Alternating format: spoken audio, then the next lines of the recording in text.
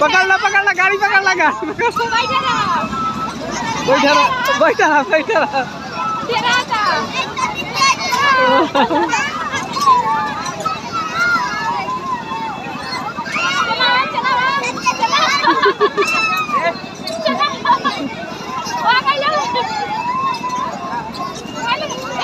अबे रुक जा रुक जा रुक जा रुक जा रुक जा रुक जा हो गया बंद हो गया बंद हो गया बंद हो गया बंद हो गया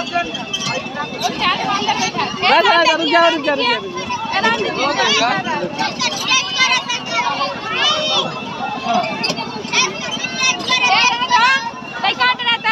लड़का के उतर तुम्हारी लग जाएगा, ज्यादा घुमाएंगे। रहने दो मैं मना कर रहा हूँ। पैसा ठीक है दे